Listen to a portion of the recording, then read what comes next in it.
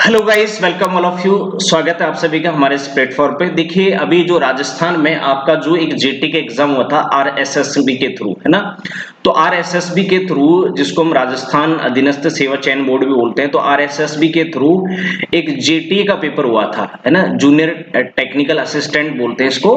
2025 ये था सिविल और एग्रीकल्चर ब्रांच वालों का, सिविल और एग्री ब्रांच वालों के लिए ये था, डिप्लोमा और बीटेक के लिए।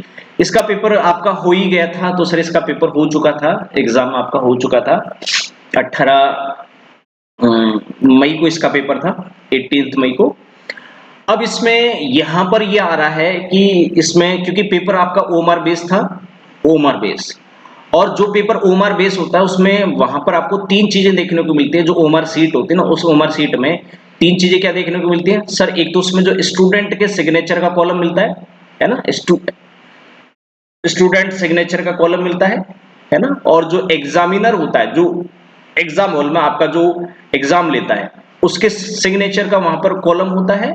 और साथ में आपका जो थंब इंप्रेशन के लिए ना, वो जो अंगूठा का निशान लगाने के लिए, वो उसके लिए वहां पर कॉलम होता है। अब हुआ ये कि ये जो पेपर हुआ है, इसमें पहली बार ये जो तीनों थे वो बच्चों की उम्र सीट में गायब थे, था ही नहीं। और इसको बकायदा डिपार्टमेंट ने मान लिया कि सर ये जो मिस प्रिंटिंग इशू हो गया, मिस प्रिंट है ना सर, ये प्रिंटिंग इशू हो गया, मिस प्रिंट। ये जो है, अब बच्चे बोल रहे हैं कि सर ये तो हमारे साथ में धोखा हुआ है, क्योंकि इसमें एक उनके डाउट है कि हो सकता है कि सर ये इसमें बाद में ओमार चेंज करके और पैसे ले दे करके और उन बच्चों का सिलेक्शन करवा दिया जाएगा। और ऐसा रिकॉर्ड रहा है। अभी पिछली जो भर्ती हुई थी, शायद 2016-18 वाली जो भर्ती थी, रिक्रूटमेंट जो था आपका जेई का, उसकी तो जांच चल रही है, उसमें कई जेई पकड़े भी गए हैं ना। तो उसमें भी ये था कि सर पैसे लेकर के बाद में मार्कशीट फिल कर करके और ये जो है ये करवा देते हैं एग्जाम्स। अभी आपको पता है सर, ओमार में एक नया ऑप्शन, इससे बचने के लिए गवर्नमेंट ने क्या किया कि सर ओमार में 4 ऑप्शन की जगह 5 ऑप्शन कर दिए। एक ई ऑप्शन होता है, क्वेश्चन नॉट अटेम्प्टेड, है ना, अनुत्तरित प्रश्न बोलते हैं, है ना।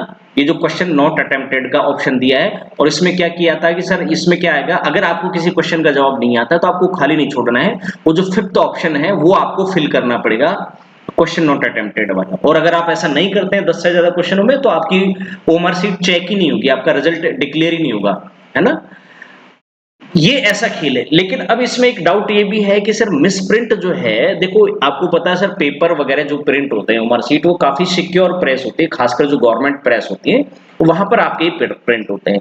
तो कोई भी जब इसका मास्टर बनता है ना, मास्टर प्रूफ बनता है, तो इसकी पहले प्रिंट होने से पहले इसकी प्रूफ रीडिंग की जाती है ना।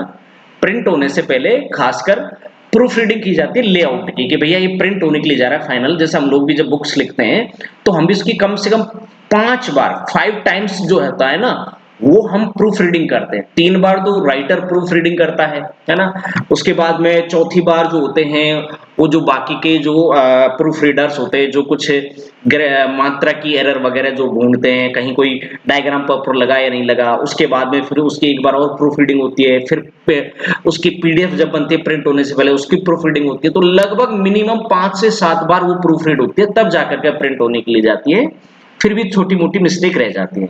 लेकिन यहाँ आपको पता है सर, ओमार सीट में कोई इतनी ज्यादा चीजें होती नहीं है चेक करने के लिए। यही देखना होता है प्रॉपर वो प्रिंट हुए कि नहीं हुए, है ना, और आपके सारे कॉलम वहां पर आए नहीं है। तो अगर ऐसा कैसे हो सकता है कि प्रूफ रीडिंग की, और प्रूफ रीडिंग में ये तीनों कॉलम, चलो ऐसा हो सकता है सर, तीनों कॉलम में से थंब इंप्रेशन का कॉलम वहां पर नहीं प्रिंट हुआ, वो छूट जाता है, एक छूट जाएगा। लेकिन अगर तीनों कॉलम आपके वहां ओमआर सीट में, या उसके जो मास्टर प्रूफ जब कॉपी तैयार होती है प्रिंट होने से पहले, प्रूफ रीडिंग के लिए जो कॉपी तैयार होती है, उसमें किसी के भी पकड़ में नहीं आए ये जो चीजें, क्या ऐसे ही प्रिंट हो जाती हैं पेपर या उमर सीट जो है। तो ये थोड़ा सा डाउटफुल लगता है। अब इसमें कई बच्चों का ये कहना है, हालांकि इसमें तो कोई खास डाउट वाली बात नहीं, क्योंकि इसमें 5 ऑप्शन है, लेकिन फिर भी बच्चों का कहना है कि सर, और उसमें पता उमर सीट में जो पेपर कोड है वो डले हुए होंगे, फिर भी डाउट रहता है, जेन्युइन सा डाउट रहता है। बच्चे बोलेंगे कि सर, तो सर क्या जो है इसमें पेपर जो है उससे बाद में पैसे लेकर के ओमआर फिल करवा सकते हैं, तो बच्चों का डाउट जेन्युइन है ना। तो कायदे से तो ये जो एग्जाम है, जीटेक एग्जाम जो है, इसकी भाई प्राइवेसी की बात कहाँ रही, सीक्रेसी और प्राइवेसी कहाँ रहा। अब तो किसके सिर्फ रोल नंबर से क्या है, क्योंकि इसमें क्या होता है, कल को अगर ओमार सीट निकलवाई जाती है कोर्ट के थ्रू, तो उसमें सिग्नेचर जो स्टूडेंट के सिग्नेचर हैं और जो एग्जामिनर उसके सिग्नेचर तो मैच करवा सकते हैं ना, कि भैया इसके साथ में चेंज नहीं की गई है। हो सकता है चलो स्टूडेंट ने अगर मिली भगत पैसे लेकर के दे करके वो मार्कशीट चेंज कर ली, लेकिन वो जो इन्विजिलेटर होता है, जो एग्जामिनर होता है, जिसकी किसी स्कूल में ड्यूटी लग रही होती है, हो सकता है वो स्कूल जॉब छोड़ करके चला जाए, है ना। तो कोई जरूर थोड़ी कि वो स्कूल में वो 6 महीने बाद में, 1 साल बाद में वो बंदा वहां मिलेगा तो उससे भी वो सिग्नेचर करवा लेंगे। तो एक तो उसके सिग्नेचर से मैच हो जाता है, इससे पकड़ में आ जाती है। अगर कल को मार्कशीट में फर्जीवाड़ा करेंगे तो फर्जी सिग्नेचर होंगे, और राइटिंग एक्सपर्ट से वो मैच हो ही जाएगी सारी जो मार्कशीट से।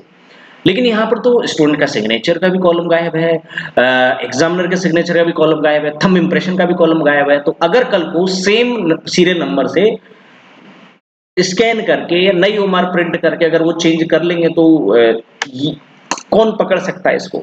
और ये कुख्यात रही है जो जेईई भर्ती वाली जो एग्जाम से राजस्थान में जो आरएसएसएमबी बोर्ड के थ्रू जो होती हैं, है ना, बहुत लोग इसमें पैसे दे करके लगे थे, तो वो कई लोग पकड़ में भी आए हैं, उन पर जांच भी चल रही है। ये पहले से ही विवादों में रहती है, ये जो रहता है, और उसमें डाउटफुल ये हो गया है। तो अगर ऐसा हुआ था, कोई बात नहीं, रोक देते पेपर भैया। अगर पेपर तो लीक नहीं हुआ था ना, ओमार सीट सबसे पहले डिस्ट्रीब्यूट करते हैं, पेपर तो डिस्ट्रीब्यूट किए ही नहीं होंगे। तो अगर ऐसा था, सारे सेंटरों पर ये टेक्निक आ रही थी मिस प्रिंट वाली, ये बोलते थे भैया अभी हम नई ओमार सीट छपवा लेंगे, विद इन 1 वीक या 15 दिन के बाद में दोबारा आपका एग्जाम करवा देंगे।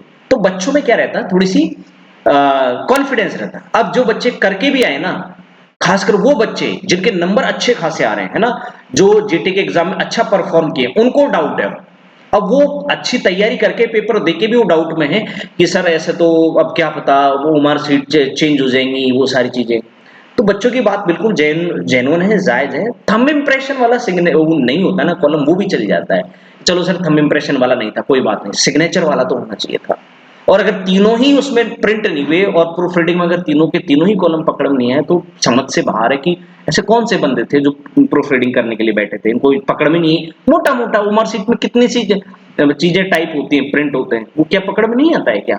ऐसे कोई 500 पेज की तो किताब होती नहीं है। जैसे 500 पेज की किताब है, 1000 पेज की किताब, तो उसमें एक एक लाइन को पढ़ने में हम लोग पढ़ते हैं 6-6 7-7 बार पढ़ते हैं, एक 1000 पेज की बुक्स को। हम भी तो करते हैं ना प्रूफ रीडिंग, इतने पेज की बुक्स की एक एक लाइन को। यहाँ आपसे एक ओमर सीट पे कुछ कितना सा मैटर होता है, एक पेज का मैटर होता है, वो भी आपसे प्रूफ रीड नहीं हुआ। तो एक तो डाउटफुल भी लगता है कि भैया हो सकता है ये गड़बड़ी के लिए ही की गई हो, ऐसा जानबूझ करके मिली भगत से।